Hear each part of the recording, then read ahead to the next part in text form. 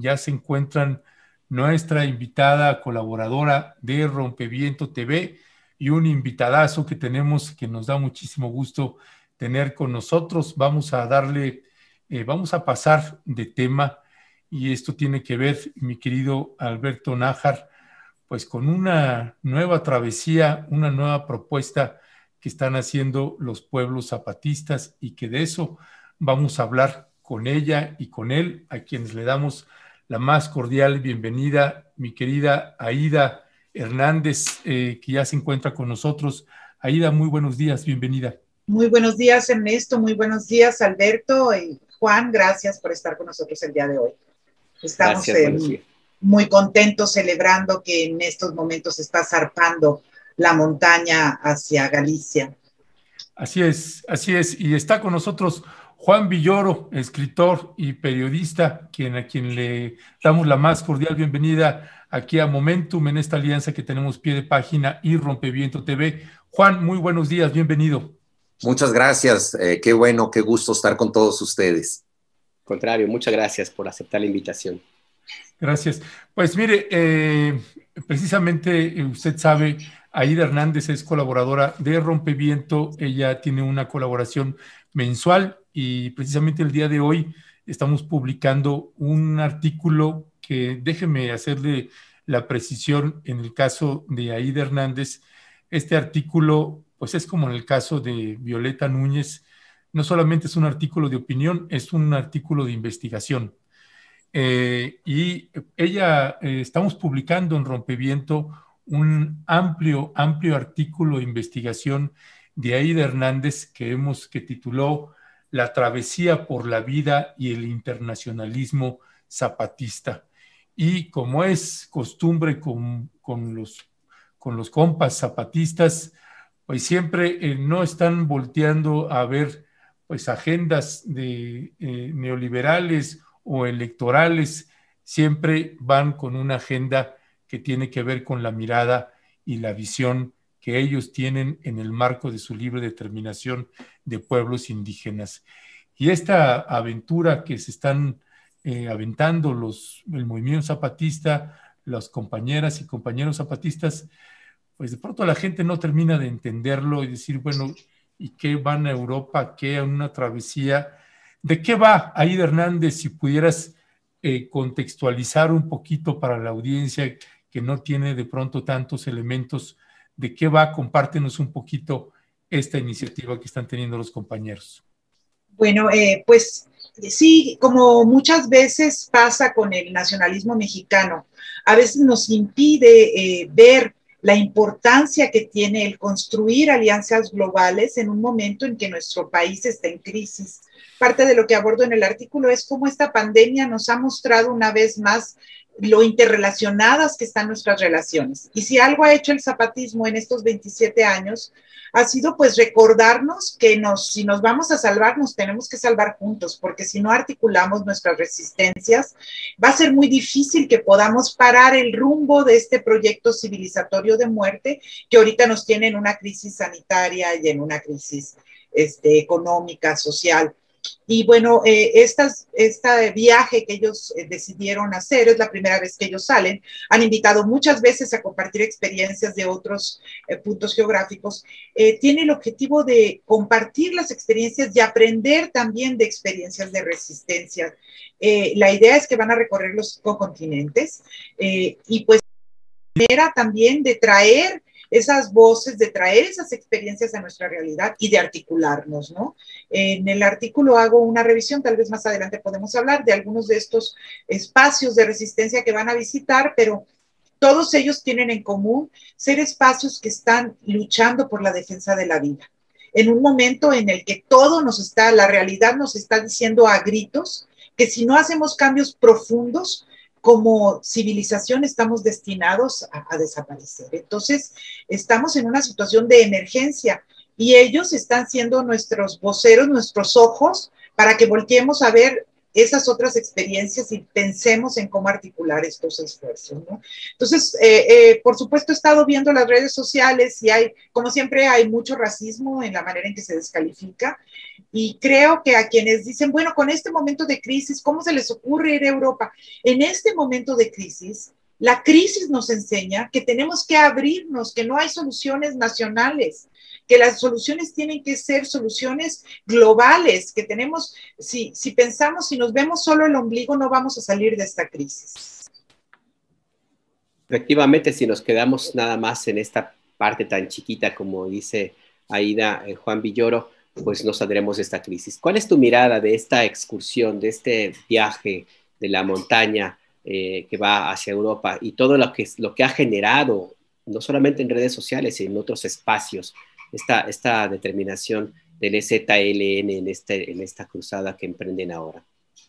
Sí, tanto en su intervención en este programa como en su artículo, Aida Hernández menciona con enorme claridad que el sentido de este viaje tiene que ver con la interdependencia que el planeta ha alcanzado hoy en día. Desde su origen, el movimiento zapatista se propuso ser un movimiento con una profunda raigambre vernácula, pero al mismo tiempo abierto a todos los horizontes, un mundo en el que quepan muchos mundos, dijeron, y han organizado incluso congresos que llevan el nombre de intergalácticos para que no se sientan excluidas ni siquiera las inteligencias del espacio exterior. Entonces, con esta dimensión internacionalista, están destacando algo que me parece fundamental en nuestro tiempo y que señala Aida Hernández en su artículo, que es la interdependencia de los problemas. No podemos ser ajenos a la destrucción global que está teniendo no el planeta, porque el planeta podría seguir sin nosotros, pero sí a la vida humana.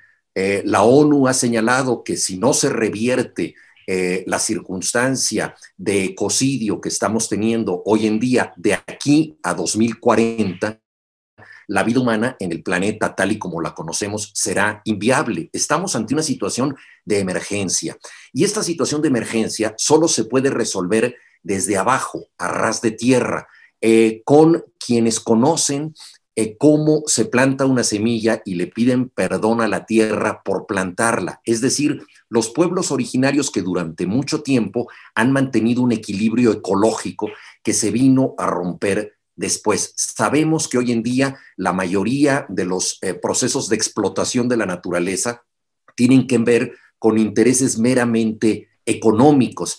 Y si nosotros queremos comer comida sana en las ciudades, si queremos bajar el índice de cáncer en el mundo, que como sabemos es una enfermedad de la civilización, tiene que ver con muchos procesos tóxicos de todo lo que nosotros consumimos. Si queremos tener una vida mejor y sustentable, debemos responder a una cadena muy grande y comprender que los pueblos originarios tienen un papel fundamental que jugar en esto. A mí me parece muy interesante señalar que la etimología de inmunidad tiene en común bastante con la etimología de comunidad. El inmune es el que no tiene munus, que en latín quiere decir tributo, es decir, el que no paga tributo. Y la comunidad es la que paga tributo entre todos. Entonces, inmunidad y comunidad tienen esto en común. No podemos nosotros protegernos, ser inmunes, si no encontramos respuestas globales. Lo han dicho los europeos. A pesar de los sistemas de salud tan desarrollados que tienen, durante la pandemia, en unos sitios faltaban camas, en otros sitios faltaban enfermeras, en otros sitios faltaban productos médicos, etcétera. No hay una respuesta global y en ese sentido no se pudo enfrentar la pandemia de esa manera colectiva cuando que a todos nos afectaba. La pandemia ha revelado que el mundo está interconectado y por lo tanto el mundo es contagioso, pero el mundo no ha encontrado respuestas globales. Me parece extraordinario que haya zarpado la montaña en busca de esas respuestas. Sería muy interesante que a continuación Aida nos explicara algunos de los contactos que ya tienen en Europa, porque esta no es una causa loca que haya aparecido de pronto en México al margen de la realidad mundial. Es una causa compartida por mucha gente y justamente se trata de establecer estos enlaces para ver de qué manera se puede responder desde México a predicamentos que son del planeta entero. Sí, pues muchas gracias, mi querido Juan Villoro.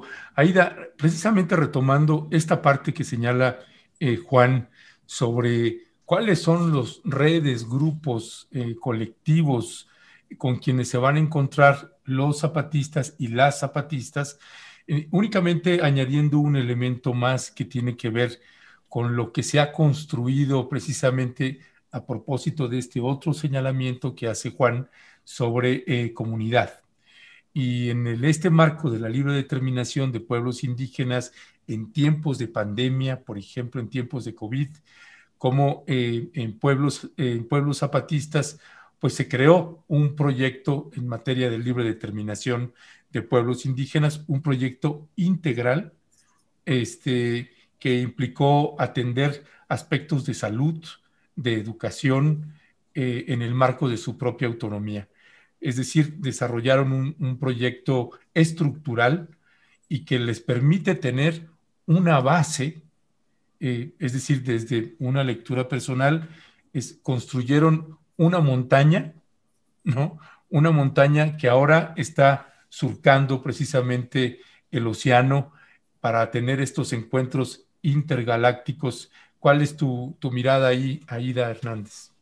Sí, evidentemente hay mucho que van a aprender, pero hay mucho que van a enseñar, porque yo creo que la experiencia societal que ellos han desarrollado en las comunidades autónomas zapatistas y de la que se conoce muy poco, a mí como antropóloga política, jurídica, no termino de admirarme de los procesos, por ejemplo, que ellos han desarrollado en el espacio de justicia, ¿no? En el espacio de los derechos de las mujeres. Ahí no hay feminicidios, es un territorio libre de feminicidios, libre de desapariciones, bueno, ahora están hostigados por los grupos paramilitares, pero hay mucho que mirar. Por eso cuando a veces se reduce el debate político hacia el comandante Galeano, o que si Marcos, o que si AMLO le dijo a Marcos, o Marcos le dijo a AMLO, a mí me parece terrible cómo la cultura política sigue siendo tan patriarcal, viendo nada más estas figuras y no viendo lo que desde abajo se está construyendo, que es una experiencia increíble para compartir con otras experiencias que también son muy interesantes, que también de las que quisiera hablar un poco. Y quería comentarles que para escribir este texto, pues me tuve que meter a hacer algo de investigación, bueno, bastante de investigación sobre los procesos, y eran muchos de ellos yo personalmente no los conocía, y estaba encantada y sorprendida y quería jalar el hilo y leer más, y de repente me paré y me quedé pensando, qué interesante. Yo hice un doctorado en Stanford, me dedico a enseñar antropología política, me especializo en los pueblos indígenas y mi conocimiento sobre el pueblo Sami era tan limitado. Tuvieron que ser estos compañeros que construyen desde abajo, desde la comunidad, los que voltearan mi mirada a ver cómo este pueblo de 100,000 habitantes distribuido en 5 países está luchando contra el tren ártico que va a cortar en 2 su territorio, destruyendo la naturaleza y contribuyendo aún más a la destrucción del Ártico, que es pues nuestro sistema de enfriamiento global y que tiene muchísimo que ver con nosotros, ¿no? Mientras más leía de lo que ha pasado, cómo ellos han resistido, cómo todas estas leyes mineras de Suecia y de Noruega que han, con sus proyectos de mega extractivismo, están destruyendo el Ártico, han acabado con el hábitat de los renos, que eran su posibilidad de vida, y haciendo cada vez más difícil encontrar los líquenes de los que ellos se alimentan, y cómo ellos han empezado entonces a buscar el alimento para los renos. Lo leía y decía, es increíble, Aida, ¿cómo tú, que te especializas en pueblos indígenas, no sabías nada de esto? Y fueron precisamente los zapatistas los que vienen y nos dicen, voltea a ver allá, porque eso que está pasando allá, en ese rincón, con esas 100,000 personas que están resistiendo y defendiendo el Ártico, tiene que ver con el futuro de todos nosotros y nosotras. Porque la manera en que el Ártico se está derritiendo y está dejando de enfriar el mundo entero, tiene mucho que ver con las crisis que estamos viviendo, ¿no? Entonces, para mí fue, y quiero aprovechar aquí para agradecerles a ellos que nos sigan educando. Y también para la arrogancia epistémica que sigue caracterizando a la academia, que seguimos pensando que el conocimiento solamente está en los doctorados y en las universidades, y no tenemos la humildad para aprender de quienes cotidianamente están construyendo con sus cuerpos conocimiento y resistencia, ¿no? Para mí fue una experiencia súper interesante ver mis propias ignorancias a partir de lo que ellos nos están enseñando. Sí, porque la arrogancia como lo plantea a la doctora Aida, con referencia a las investigaciones académicas y las universidades, no sé si se podría utilizar el mismo término, Juan Villoro, hacia los actores políticos y sociales de este país. Y lo pregunto porque a mí todavía no acabo de entender esa idea que se tiene de buscar explicaciones al movimiento zapatista todavía ahora, inclusive de ubicarlo como una creación de Carlos Salinas. Ahora mismo, con esta expedición de la que conversamos, se han atrevido a decir hasta que la corona británica está financiando, como mencionaba el artículo de Aida, y otros que están planteando que en realidad lo está pagando casi hasta Carlos Slim. ¿Qué pasa que no podemos entender lo que implica el movimiento zapatista y esta conexión con otros espacios que no son de todos nosotros, como plantea la doctora Aida? ¿Cuál es tu reflexión, Juan? Bueno, las teorías de la conspiración forman parte no solo de los mexicanos, sino del género humano, y las negaciones de la realidad también. Internet está lleno de sitios que afirman que la Tierra es plana, que el hombre no llegó a la luna, que el holocausto no existió, que las vacunas son dañinas, etcétera. Obviamente hay una desinformación que fascina a muchísimas gentes, y cualquier tesis sospechosista pues puede ganar terreno. Pero las evidencias están ahí. Basta ver lo que han hecho los zapatistas para entender que se trata de un proyecto de sociedad alternativa que tiene mucho que enseñarnos. Mencionaba Aida las juntas de buen gobierno. Hay que decir que muchas personas asisten a las juntas de buen gobierno para solucionar contenciosos, aun y cuando estas personas no pertenecen a las comunidades zapatistas, pero han encontrado ahí un tribunal de justicia superior. Y en el caso de la conservación de la naturaleza es notable lo que han hecho, incluso personas que no necesariamente han estado cerca del zapatismo. Pienso, por ejemplo, en una ecologista como Julia Carabias, que fue secretaria de Semarnat con el presidente Zedillo, y ya trabaja en la región lacandona, y señala claramente que en todo el perímetro zapatista, desde fuera, se pueden ver especies de árboles que han desaparecido en el resto de la región y que se mantienen ahí desde hace 27 años gracias al equilibrio ecológico que se ha mantenido en esa zona. Entonces, es una lección palmaria. De un lado se preserva la naturaleza, del otro se destruye. ¿Qué clase de país queremos? También, ¿qué clase de democracia queremos? Tenemos una democracia meramente representativa, donde el domingo somos dueños de nuestra voluntad y el lunes nuestro voto caduca. Es el producto de más rápida caducación en el mercado, porque el elegido o la elegida pueden hacer con nuestro voto lo que quieran. No hay manera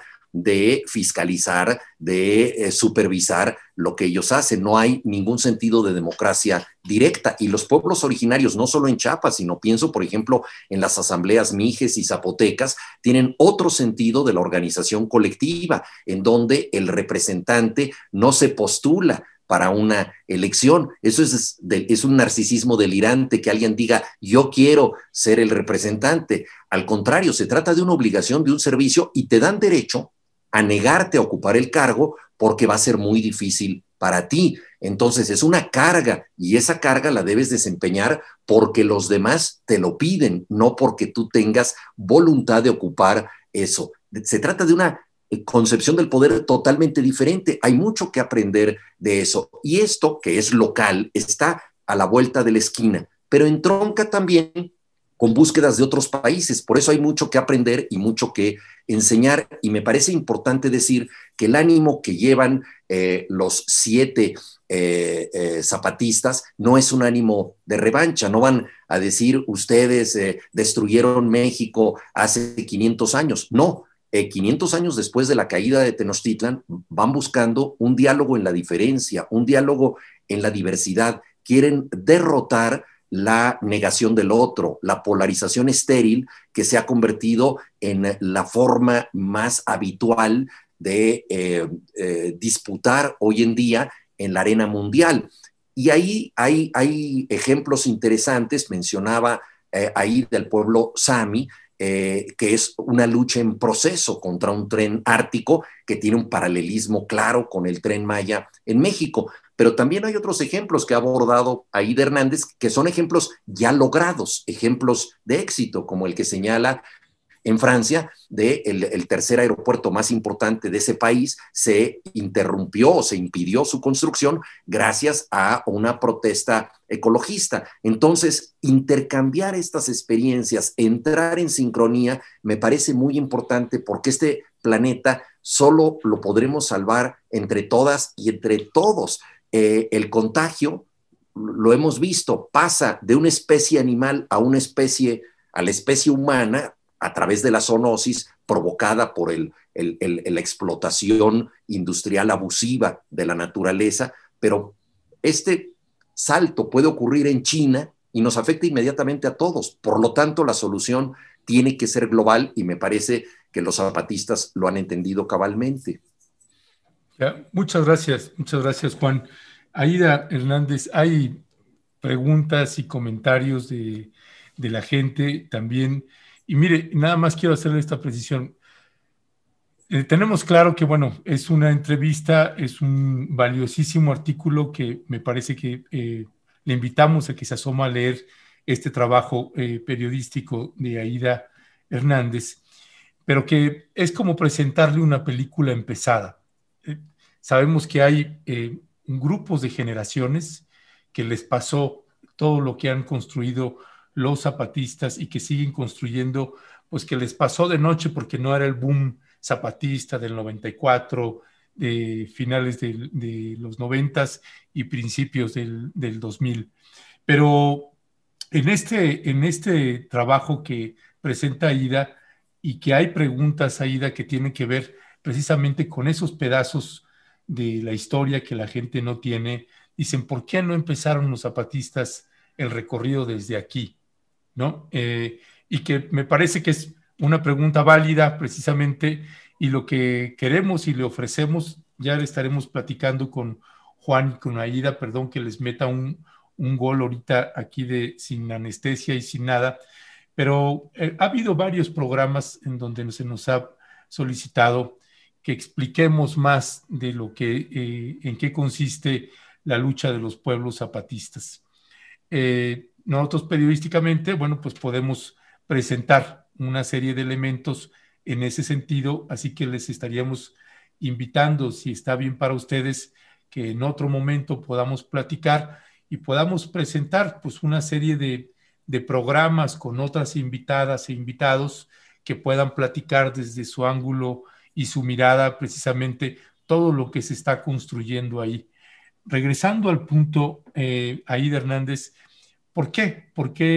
¿Cómo responderle a esta persona, por ejemplo, de la audiencia, que dice, ¿por qué no empezaron desde aquí y por qué van hacia allá y no se concentran en México?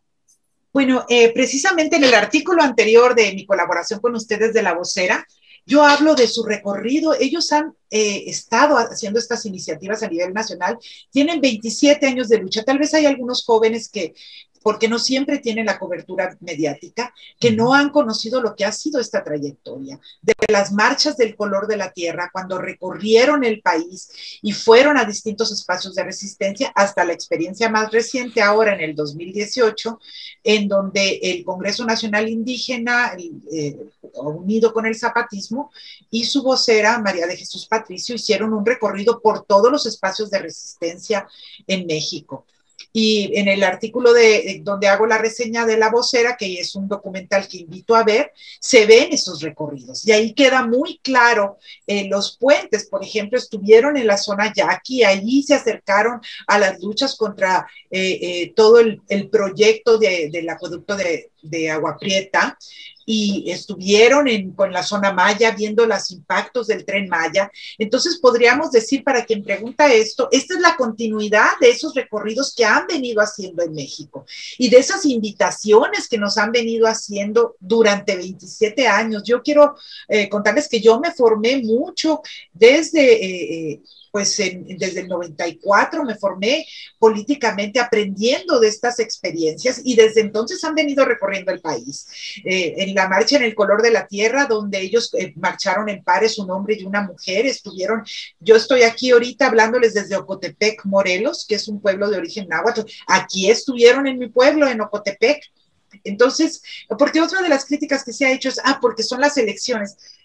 Lo que pasa es que muchas veces la gente no sigue lo que es este recorrido. Los invitamos también a visitar. Nosotros acabamos con Juan, compartimos un espacio organizativo que se llama Por el Florecimiento de los Pueblos. Ahorita voy a buscar el link para compartirlo y que lo puedan compartir al aire, en donde estamos hablando de muchos de esos proyectos de resistencias nacionales, lo que han sido, por ejemplo, las articulaciones contra la minería, que también ellos han venido denunciando, que han venido planteando. Entonces, no es que no se acompañen las luchas locales. Yo creo que hay dos puntos que quisiera enfatizar aquí. Estamos hablando de 27 años de resistencias y construcción autonómica. Sería lindo poder hablar de eso, de lo que ha implicado esos proyectos autonómicos que, como bien plantea Juan, nos hablan de otra manera de entender la justicia, de entender el poder, de entender la educación, de entender la salud. Pero no siempre, lamentablemente, a veces los trabajos académicos se quedan un poco encerrados, pero está el trabajo excelente de Alejandro Cerda, en donde él describe lo que es el profesor de medicina social de la UAM, donde él describe lo que ha sido el sistema educativo y el sistema médico zapatista. Está el trabajo de política cojlejal de Mariana Mora, en donde ella nos habla de este sistema de justicia, del papel de las mujeres allá adentro. A nivel de lo que han sido estos 27 años de construcción societal, pues no es algo que empezó ahora, es algo. La denuncia contra la violencia de Estado, contra el despojo, no es algo que empezó ahora, no es un pleito con Morena para nada. Es un pleito contra un sistema que se ha venido haciendo durante estos 27 años y se ha venido documentando y se ha venido recorriendo. Entonces yo creo que tal vez a veces hay falta de información, se ponen temas de boga en la prensa y entonces se deja de cubrir. Hay generaciones, lamentablemente, que como ya no hay cobertura y ellos se enteran todo por Facebook o no tienen las mismas redes, no saben de lo que han sido los últimos años las luchas y resistencias locales. Entonces yo creo que estos 27 años han sido a nivel local la construcción de una experiencia única que mucha gente voltea a ver, a veces más de fuera que de dentro. Acaba de llegar hace poquito un artículo de un filósofo puertorriqueño que se llama Goyo, ahorita les doy el nombre, donde él pone la experiencia de la autonomía zapatista junto con otras experiencias de Puerto Rico, filosóficamente, como perspectivas que ayudan a entender otras maneras de concebir la persona y su relación en comunidad. Son experiencias muy importantes que hay que voltear a ver, pero no solo se han quedado encerrados, como se les denuncia a veces. Al mismo tiempo que han construido localmente, han mirado globalmente y han estado haciendo llamados y nos han estado llamando a voltear a ver globalmente. Y nos han estado invitando a hacer estas experiencias comunitarias locales, que es mucho más difícil, sobre todo a quienes vivimos en zonas urbanas hacer, pero las invitaciones ahí han estado durante todo este tiempo, ¿no? Y por ejemplo, en esta idea de cómo construimos otras formas de hacer política, otras formas de construir comunidad, ellos han estado muy vinculados con SAT, que es Zona a Defender. Es un movimiento que se desarrolló en Francia, que también tuvo una larga data en contra de un aeropuerto, pero a partir de esta experiencia se construyeron espacios comunitarios de manejo comunitario, colectivo, territorial, que se ha convertido también en una experiencia autogestiva. Ganaron ellos en el 2018, pararon el aeropuerto, pero no se desarticularon. SAD sigue hablando de la importancia de construir comunidad, de construir otras formas de hacer democracia, y bueno, es una de las visitas que ellos van a hacer. Ellos también estuvieron aquí con los compañeros de Atenco hace algunos años, estuvieron también en alguna de las reuniones zapatistas, y son experiencias locales para repensar la política, para repensar la democracia y construir tejido social, que están pasando en muchos lados y que a veces no se ven. Están pasando en México, están pasando en Cherán, están pasando en la zona Mije, están pasando en algunas regiones de Guerrero, mucho más asediadas y con más problemas, pero están pasando. Y son experiencias que también han visitado los compañeros zapatistas en vínculo con el CNI. Sí, son experiencias que en México pues están allí, que se han visto muchas veces también por los ojos también del movimiento zapatista. Y como hemos comentado, Juan, también hay otras experiencias en otras partes del mundo muy parecidas. Y esta expedición yo la entiendo de esa manera como una forma no solamente de unir estos esfuerzos, sino también de hacerlo visible, con todo lo que implica la visibilidad que ya tiene de suyo propio el EZLN. Pero ¿cuál sería la expectativa? ¿Cuál sería la idea que tendrías tú de esta expedición en estos momentos donde la pandemia nos recuerda de una forma a todo el mundo muy trágica, pues de que somos un mismo espacio, estemos en China, estemos en Alemania o en México? Los pueblos indígenas de México inevitablemente han tenido que tomar en cuenta a la cultura del otro, porque han sido pueblos sojuzgados. Miguel León Portilla, gran conocedor del pasado prehispánico, decía que una palabra clave para entenderlo es la palabra Nepantla, que quiere decir lugar de en medio, porque los indígenas se quedaron en un en medio, en un interregno. Su cultura fue destruida, aunque no del todo, porque la conservaron de manera resistente, pero tampoco se pudieron integrar de manera plena a una nueva cultura. Los indígenas han hecho un uso social de la espera que me parece notable. Lo que ocurrió hace 500 años, que parecería la devastación absoluta de su mundo, fue contrarrestado con la transmisión muchas veces clandestina de sus conocimientos. Como dice la intelectual Mije Yasnaya Aguilar Gil, lo sorprendente no es que se hablen 68 lenguas indígenas, sino que no hayan desaparecido, dado el rencor, el encono con que se enfrentó esa cultura. Entonces, desde hace mucho tiempo, de manera larvaria, los pueblos indígenas han tenido que dialogar con el otro. Todos los indígenas de México son por lo menos bilingües. Los 7 tripulantes de la montaña hablan 4 idiomas indígenas derivados del maya y por supuesto también hablan español. Entonces, esta necesidad de comunicación ha hecho que sean mucho más cosmopolitas y que estén mucho más en contacto con otras culturas que la mayoría de nosotros, desde nuestro centralismo, no podemos verlo. Y juzgamos el mosaico indígena muchas veces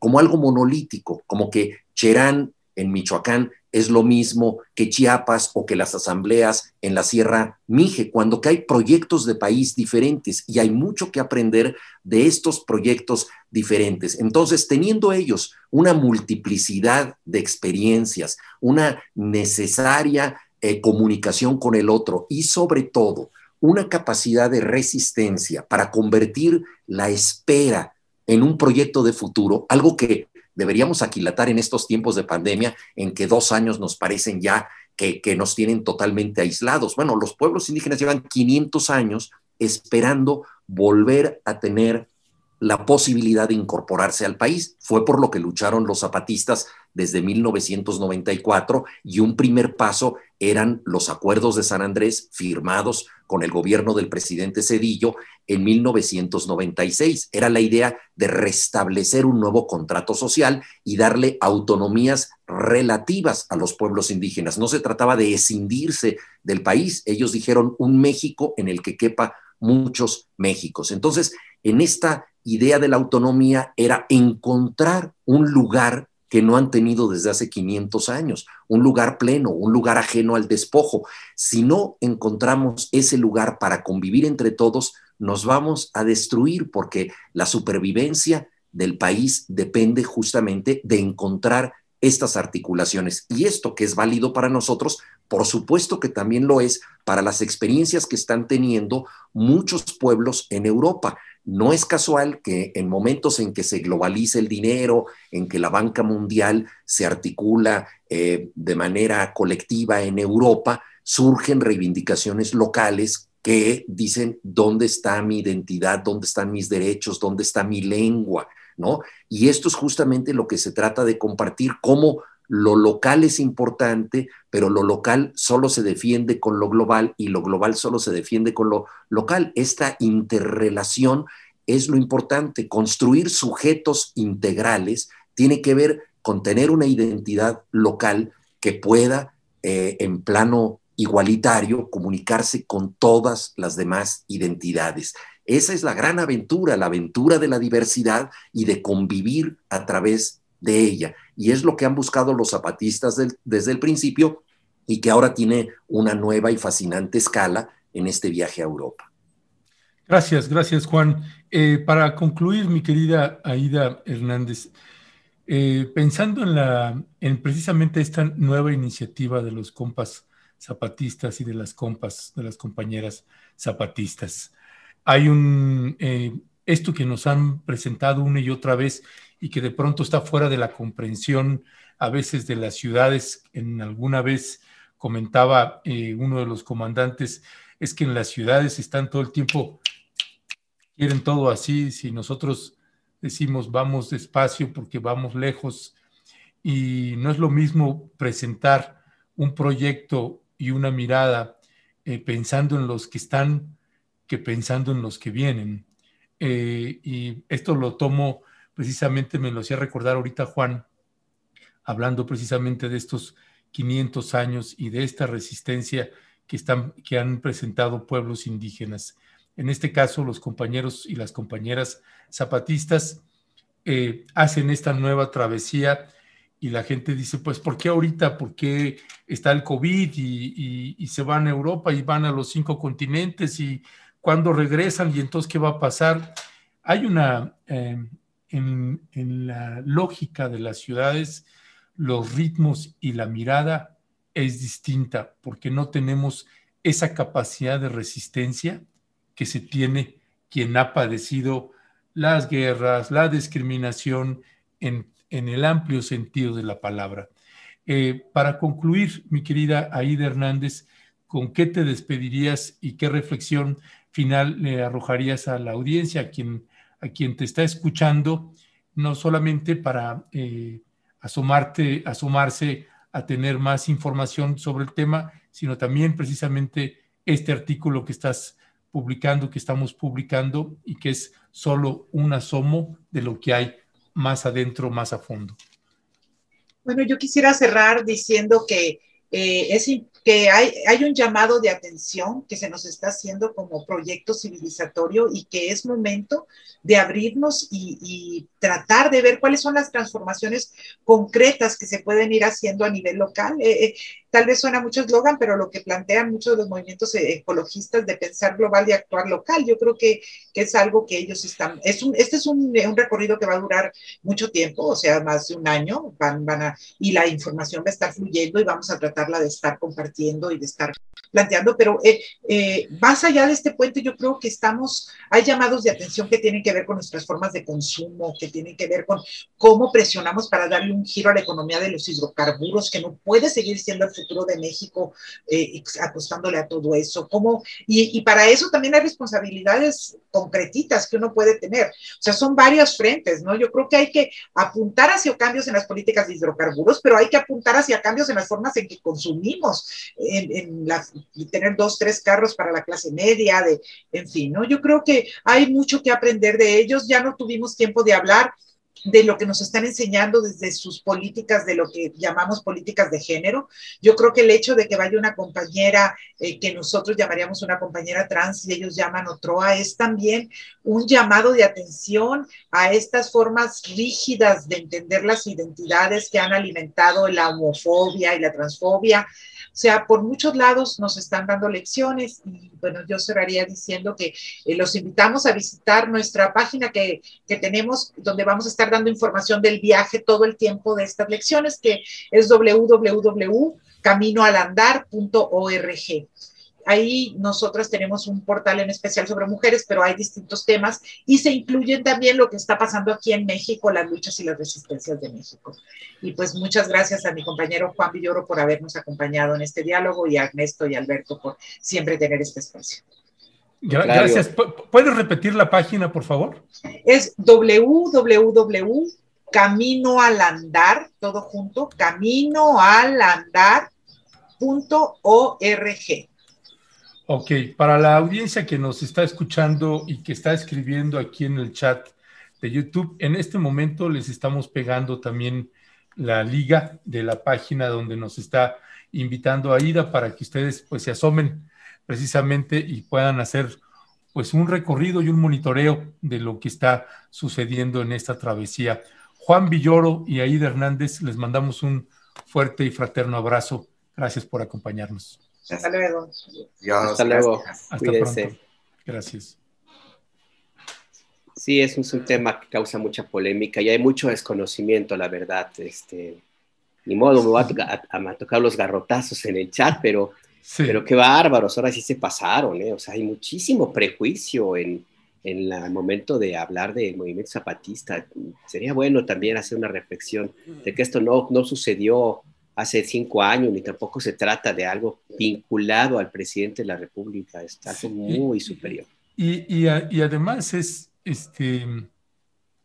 ¿desde cuándo es esta campaña y esta desinformación que hay sobre los pueblos zapatistas? Es tremenda la desinformación que hay. Es como cuando decían que Andrés Manuel era un peligro para México y que se hicieron 1000 historias de Andrés Manuel como diablo y con la cara de Hugo Chávez y bueno, todas estas campañas pues también le ha tocado a los pueblos zapatistas, a la dirigencia zapatista. Ya estaremos haciendo una serie de programas que además yo debo confesar, Alberto Nájar, que es una deuda pendiente que tenemos con la audiencia, nos lo han pedido mucho, así que pues ya estaremos haciendo una serie de programas especiales. Prometo que este mes de mayo vamos a iniciar, ahora sí, le damos nuestra palabra, este mes de mayo vamos a iniciar con el primero de una serie de programas que vamos a tener para abordar sobre este tema.